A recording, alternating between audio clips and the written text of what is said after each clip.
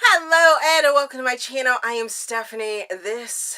Didn't know what I was going to do this week, but figured I'd do a book tag. So this is the book snob tag.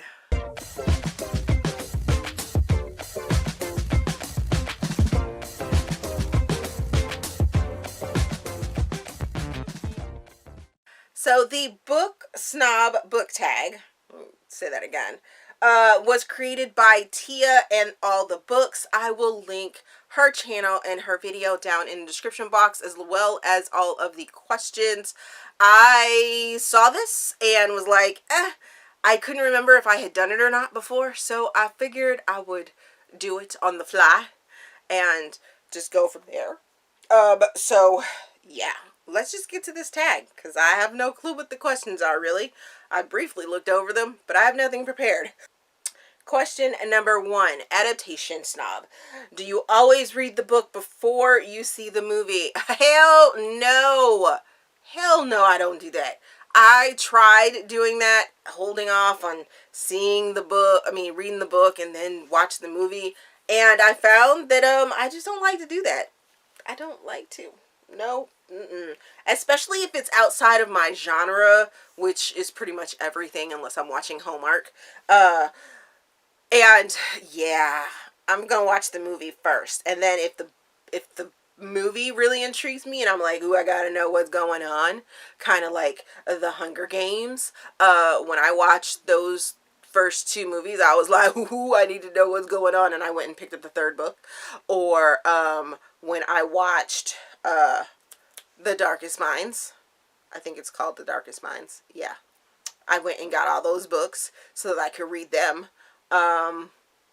I looked into trying to read The Maze Runner, but then I watched the other movies for it, and I was like, I don't need to read them books. I'm good. I'm good. Question number 2 is a format snob.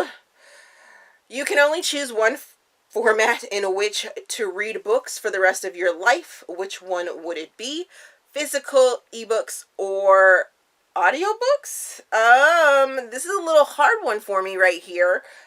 Because, well, we know physical books are off of the table. And yes, I know. Physical books last so much longer than an ebook or an audiobook, because you need electricity and all that other jazz and stuff like that. So, hoping that we don't lose electricity in this post-apocalyptic sort of world and stuff like that, I would still be able to use my e-reader and charge it and everything like that. So, as much as I love audiobooks, I think I would probably do ebooks. My e-reader to keep forever and ever, if I was to lose anything, or if I had to only choose one. So we'll go there with that one. Question number 3 is ship snob. Would you date or marry a non-reader? Yes, I married a non-reader. My husband hates reading. Can't stand reading, and would not even think, I've tried to get him to read. It doesn't work. It doesn't work. He barely read for his 2 degrees that he has, and I don't know how he made it through some of those courses, because some of those courses required him to do book reports, and he ended up getting A's on those without actually reading. So yeah, non-reader here, already married to one. Question number 4 is genre snob. You have to ditch one genre, never to read it again for the rest of your life. Which one do you ditch? That's real easy. Bye-bye horror. I'm not a horror fan, like, at all whatsoever. So see you later, horror. Question number 5 is uber genre snob. You can only choose to read from one genre for the rest of your life. Which one do you choose?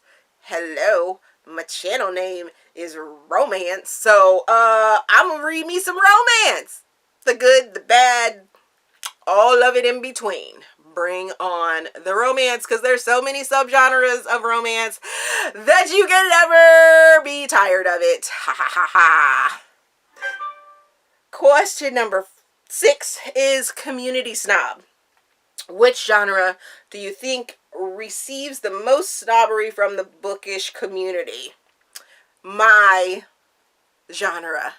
Romance. Oh my goodness. y'all don't like to, you know. Oh, wait. Yeah, I'm going with mine. You guys are like, it's so many people are like too good for romance. But you know what? What's really funny is that, like I said before, romance has so many subgenres that you could find a little bit of every other genre within romance and be so happy if you just gave it a chance. Like, seriously.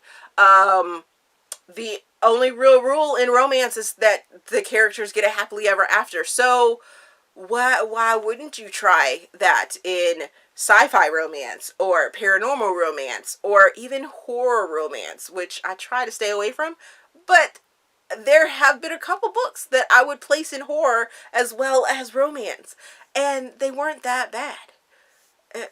So I'm like, oh, okay. Question number 7. Snobbery Recipient. Have you ever been snubbed for something that you have been reading or for reading in general? Yes, all the time. Hello? Do y'all not see my subscription numbers? Y'all be snubbing me all the time. All the time. Because I read romance. And it's not just because I read romance, is because I read adult romance, not YA romance, not just new adult romance. And I'm not snarky and snippety and, you know, whatever you guys find appealing to some of the other, only been on YouTube for less than 2 years, creators, giving them like double-digit subscriber counts. But yeah, romance. Y'all calling them romance, you know, the queens of romance and things like that. Hello, been here for a minute, and you know, hey, whatever. Y'all appreciate when romance is talked about bad here on YouTube and booktube community, so whatever, whatevs. So I'm not going to tag anybody. If you want to do this video and you thought these questions were entertaining, please do the video. Yes. As always, if you enjoyed this video, please give it a big thumbs up and subscribe to the channel. Also, there's a feedback form down in the description box so you guys can help me improve my channel. All my socials are down there. Ko-fi page is down there, so if you feel like donating, please do. I have a new recommendation form down there so you guys can recommend books to me. It's 2 recommendations per form. You need the title, the author, and the genre in which the book falls into. And you never know, you might see a book that you recommend in the weekly reviews. So, thank you for watching, and we will see you guys later.